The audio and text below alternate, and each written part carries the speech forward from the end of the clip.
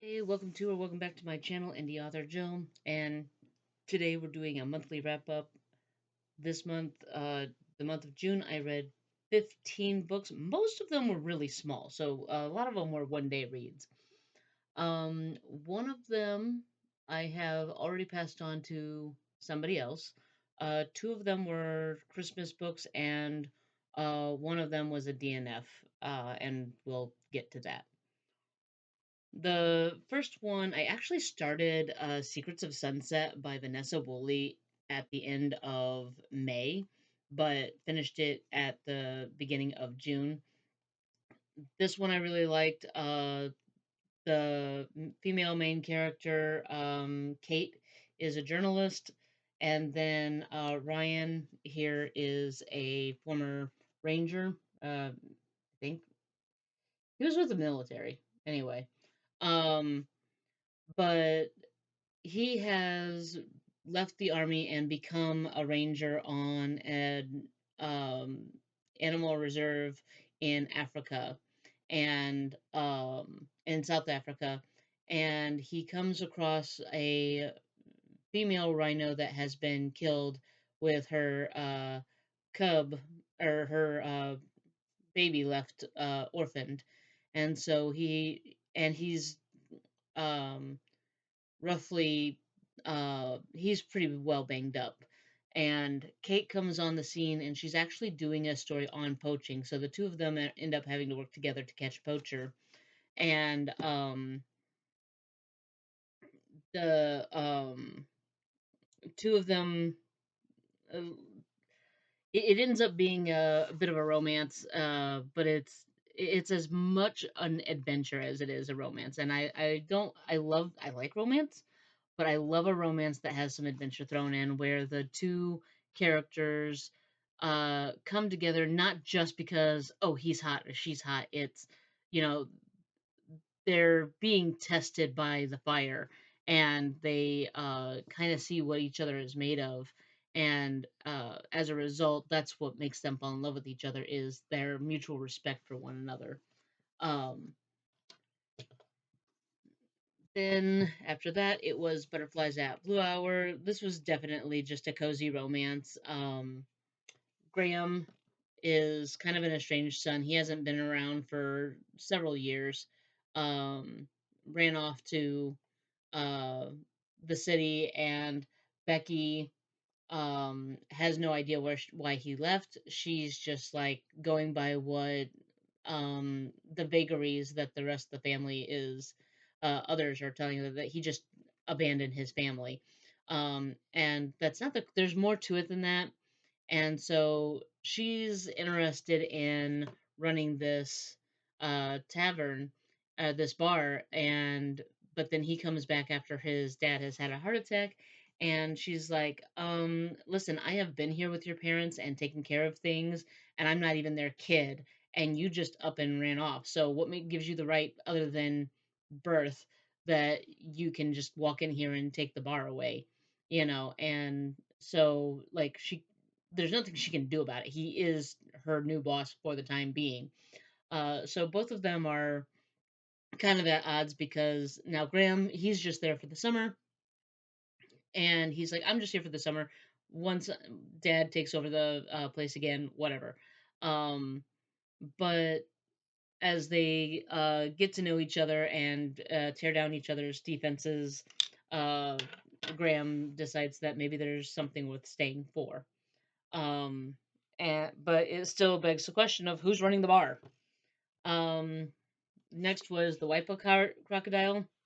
Uh, my initial thing with this one was, I initially picked it up because I love stories set in Australia. Um, but then when I got the book and saw that there was lightning, I don't know, like I said, I don't know why, but lightning on a cover, it just immediately draws me in. The Wiper crocodile is not an actual crocodile; it's a person. Bruce, is it Bruce? Yeah, Bruce. Uh, I had a hard time getting into the Wiper crocodile personally, though. Yeah, sorry. Butterflies at Blue Hour is written by Sloan Mattern. But The Wipe Crocodile is done by Victoria Ryby. I hope I'm saying that right. But um, I had a hard time getting into it at first because there's such a um, poetic light writing style that kind of, I don't want to say that it struck me the wrong way or that I'm used to a straightforward story. I don't have a problem with poetic prose, but um, I'm not used to the walls of a house getting a personality uh, from the author. Usually, it's just the walls were painted blue and decorated with art pieces, or um, decorated with hung with tapestries hung from the walls. But the walls themselves in in the houses and buildings get a personality all of their own, and everything is alive. Um, and there's a part of me that was like, is there a point to that, or is it just the writer's style? And it's a little bit of both because for Bruce, he is um an indigenous he's from an indigenous race, and he's very connected to the spirit of the world. uh he walks through a rainstorm, and the trees and the plants and the rocks whisper to him. Um and so like he gets messages and whatnot. He communicates with the nature around him, and he was given a totem, which was a crocodile tooth on suspended from a um piece of kangaroo leather that hangs around his neck, and he was given the nickname the Waipa Crocodile, and that's where the title comes from. It's not a crocodile itself; it's Bruce who embodies the power and strength of a Waipa crocodile. Um, uh, there is a guy, Walter, who ends up dead, and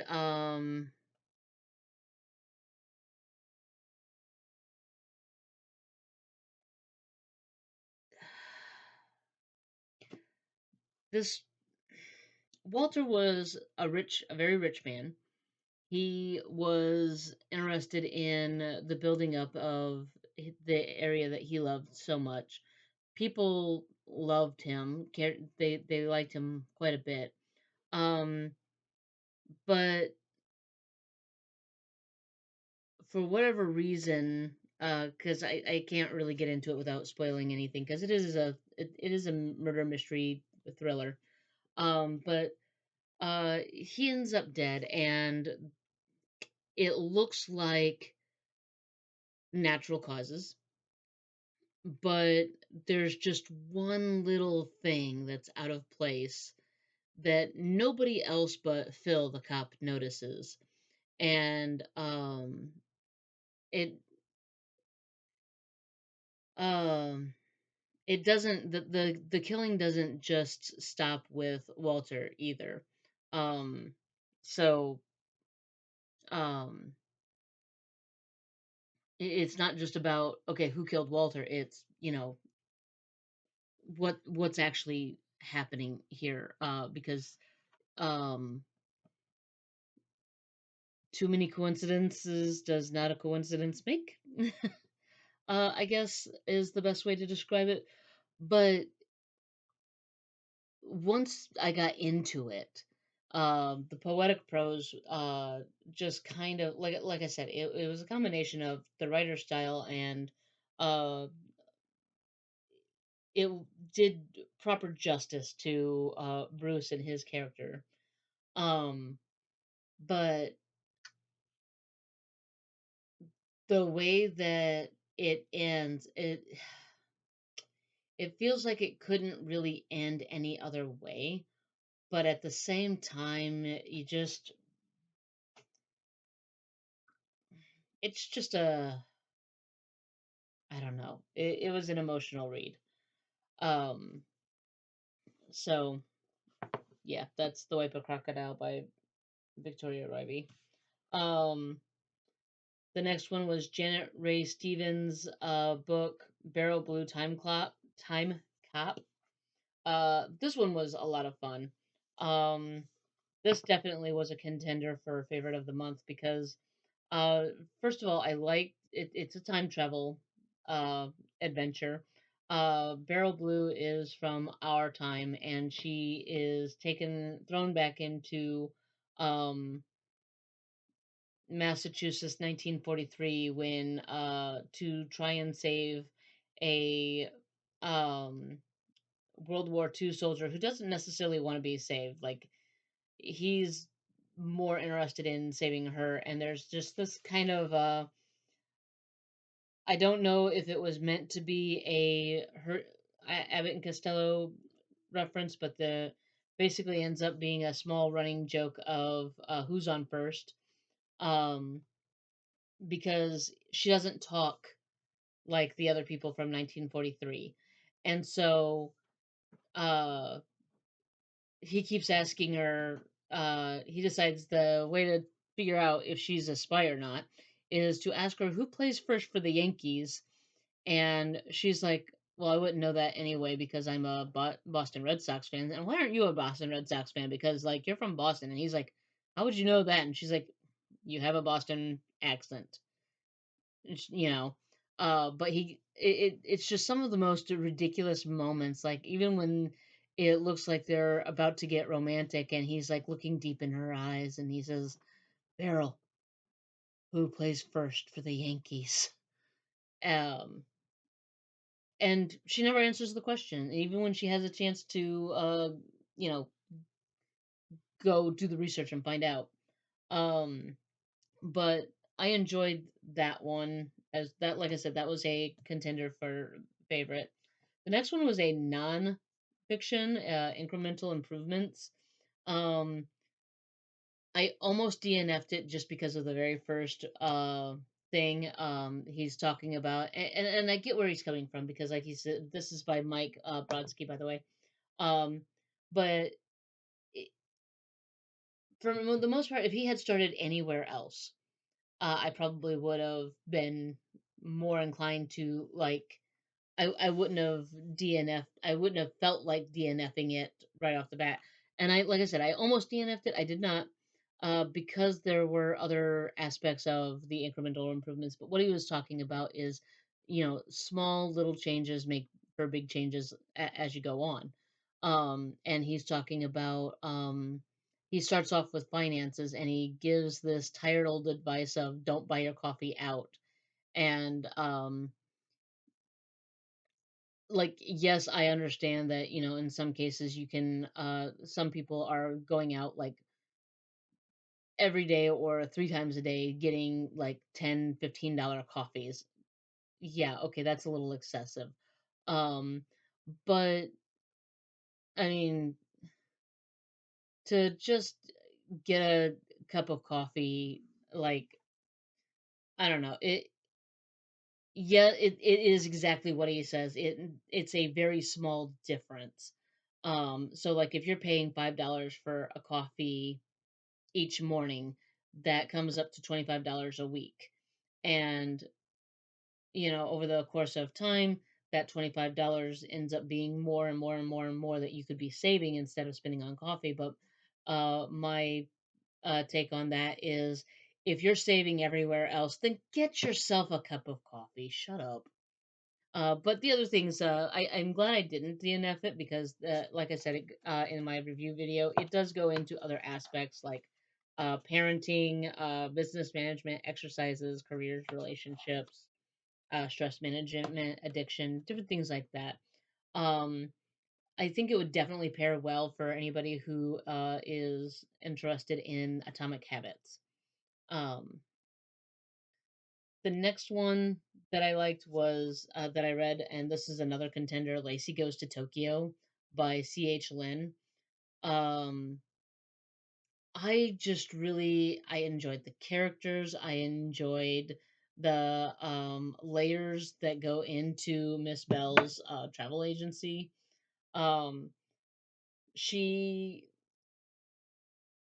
what kind of business she operates depends on who you ask. If you ask the general populace, especially the police, then she's a travel guide. She runs a travel business. The girls uh, either act as guides for businessmen, or they will also go to different places and try different restaurants and different things, and then they go and write blogs and books and stuff about places to travel to. If you ask the high end businessman, they are a high class escort service. And if you ask the very few people that know them well, it is they are spies and assassins. Um, and this is a series. The next one is Damon Goes to Puerto Rico, and again, uh, definitely, like I said, it's definitely a contender for the best. Um, the next one was actually I did this as a buddy read with my husband, Quantum Space by Douglas Phillips. Three astronauts are returning to the Earth's surface and then they suddenly disappear, and it's suspected that they are trapped in the fourth dimension. So, Daniel, who is completely oblivious, he is so intelligent that he sometimes becomes a bit dense when it comes to girls. These women, there's at least two or three women that hit on him, and he's just like, "Oh, they're very nice. They're being so kind to me." No, they're hitting on you. Take a hint. But he's not as far gone as Dr. Roars, who um is so far gone I don't even know that a cat would help him. He is just so oblivious to anything that is not dias diasasi. Um, then uh I read Afterlife Inc. This teenager gets killed during a school shooting, and she's like following death around, and she's like, "Hey, this doesn't make sense. You know, like, why are we doing things this way? Why do you do this like this? And why don't you question things?" And he's like, "It's not my job to question things." And she says, "Maybe it should be your job to question things." Um, For those of you who are doing Hurricane 3.0 and you need a bookception book, Afterlife Inc. At one point, Rosie is reading Mort by Terry Pratchett. So you can read this, and then you can read Mort by Terry Pratchett, and then there's your bookception. You're welcome. After that, it was an anthology, Chilled. Um, I may have put these in the wrong order. It doesn't matter. Um, this is a bunch of short, scary stories. For me, I've read so many different I've read Stephen King's It. So this was nothing compared to it, but really good scary stories for middle grade kids. Great for camp, like if they want to tell scary stories around the campfire, or if they want to do a spooky sleepover for the summer or whatever. Also good for the summer readathon if anybody's doing that. And then we get to the one and only DNF I actually had this month, and that is Changed Desires by Angelina Cifelli. It's a short book. You think I could have gotten through it, but I DNF'd it right around chapter, I don't know, two, three.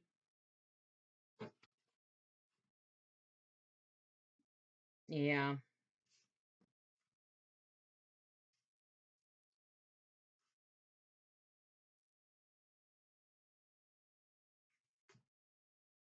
yeah.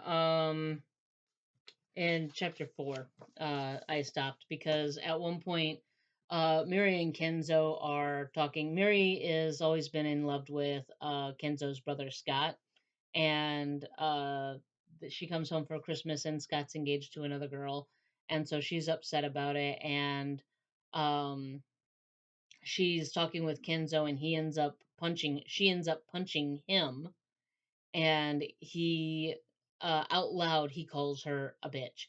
And I was like, oh well, that was not a good move. But then his inner monologue is, she'll be my bitch soon, and I was like, nope, I'm out. Because first of all, I don't want to root for this guy to get the girl. I don't, you know, I have no desire to see him get the girl. And if Mary does end up with him, then I have no respect for her. So at that point, I closed the book and just tossed it to the side because I just was not interested in continuing the story. Um, and then the last book was The Lotus Key, and this is another one that was a contender. So it was actually between Secrets at Sunset, Barrel Blue Cop, Lacey Goes to Tokyo, and The Lotus Key. Barrel Blue, Lacey Goes to Tokyo, and The Lotus Key are all staying on my shelves. I don't care which one I choose as a favorite because all three of them are staying on my shelves. I'm interested in the entire series of all three of these. Um, so the Lotus Key, it starts off with two lovers, but one of them was a lover by betrayal. Um, he only got into the relationship to get information from her and to betray her and her entire kingdom.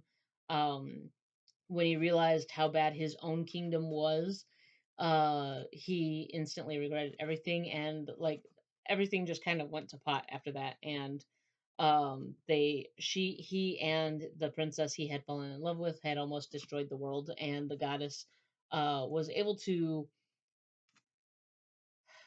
salvage it. But when he asked to be part of the princess's punishment for activating the weapon that did almost take out the world, she agreed as long as he was genuinely interested in doing that, and he was. So she made the deal that you two will spend eternity uh, finding each other and refinding each other until at last you can overcome your misunderstandings and come together beyond your misunderstandings. And we catch up to them as Vera and Chandra, um, two royals from a royal prince and a royal princess from rival kingdoms that were forced into a marriage that neither one of them really wanted, but they've got to figure out how to work together in order to save their kingdoms because there's this mountain about to erupt and to take out their kingdoms. And the only way to do that is to repair the Lotus Key and use it to set the machine back to rights that controls the volcano. The problem is that Vera has a very strong reason for disliking his wife, mainly that she killed his best friend on their wedding night. And as far as he understood, tried to kill him, was intending to kill him. And uh,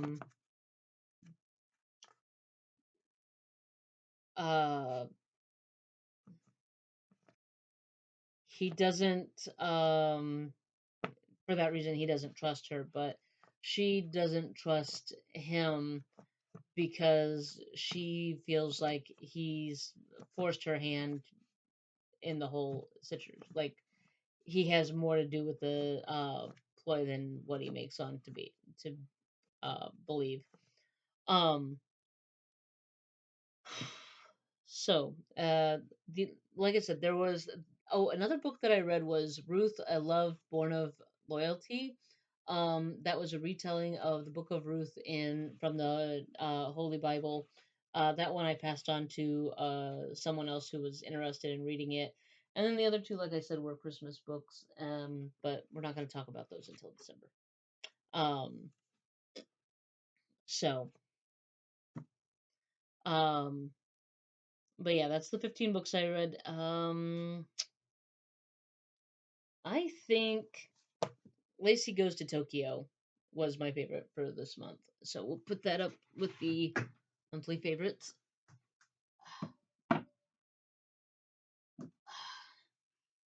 And the rest of these, well, not the rest of these because some of these are going back on my shelf. Um, if you have a bunch of books, and you're not really sure what to do with them, but you like getting new books, may I make a recommendation? Take your books to a local thrift store that offers credit and trade your books in. They'll give you store credit, and then you can buy new books on store credit, um, which will uh, reduce how much you have to spend on books. And used bookstores are great places. I like our local um, thrift store, indie store. So moving into July, I will be starting with Dead by Dusk. I'll be starting on the stack that my niece picked out for me prior to the both of us going on our separate vacations. Um, so yeah, uh, Dead by Dusk by E.C. Hill. So um, that's all I got for you guys today. Um, Here's what you do. First of all, obviously, subscribe, like, hit the notification bell. But um, of the books that I showed you that I have read this month, and I will show you real quick the two uh, Milky Way Hotel and Christmas Down Under. Okay, so those are the two that I did for Christmas. The Milky Way Hotel uh, was a sapphic romance between a chocolatier who is also interested in astrology and a hotel, the grand niece of a hotel owner, and she inherited the hotel. Christmas Down Under was just a Christmas romance vacation in Australia. So Christmas on the beach. So here's what I want you guys to do. If you don't know what to comment, comment an emoji uh, that you think best reflects which book that you liked the sound of in the comments below, and I'll try to guess which one you I'll try to guess which one that you were interested. So again, you've got Lacey Goes to Tokyo, Secrets at Sunset, Barrel Blue, Time Cop, The Lotus Key, Change Desires, which I didn't finish, Chilled, Afterlife Inc., Quantum Space, Incremental Improvements, The Wiper Crocodile, and Butterflies at Blue Hour. So leave an emoji or a string of emojis uh, indicating which book sounded most interesting to you, and I'll try to guess which one you guys um, liked based on the emojis that you choose to use for them. Um, I My next video will either be a review of Dead by Dusk or a continuation on writing my novel. Um, I'm almost done with the outline, so uh, I, I will do a video when I'm done with that of my continuing telling you guys about my process. All right, that's all for now. I will talk to you guys later. Bye.